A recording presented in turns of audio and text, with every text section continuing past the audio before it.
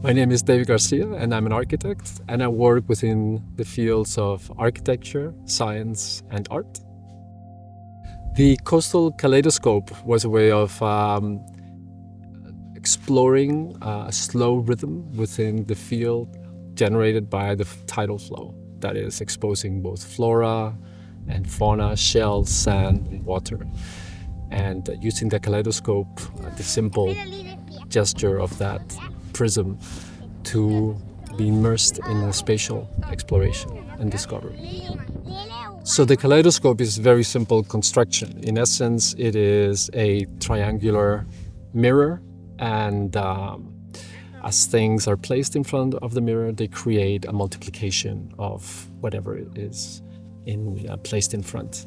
In this case, it is encapsulated in a copper tube and clad in leather.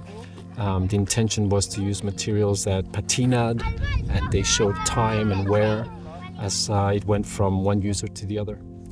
And as an addition, there's a normal marmalade jar that can be easily changed, that's placed in the end. And in this case, there's some flora from the shore.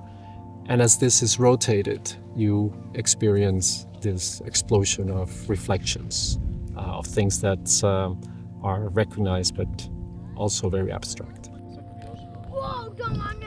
So the idea of the Kystkalejdoskop was generated in many of the visual and reflective aspects of being in the coast. There's a constant light shifting as you move, things which appear in one way suddenly change in another.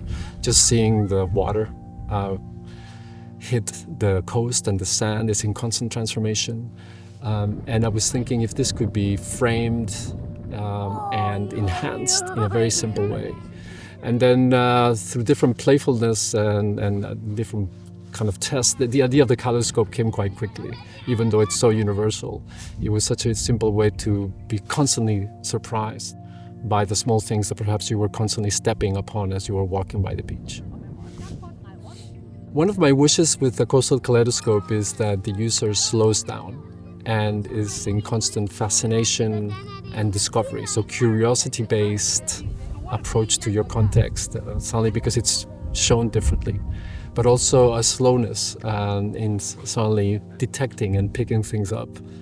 So to enhance the focus of where you are and what is happening around you and the different scales of the elements around you is something that I hope the user can go into depth and enjoy.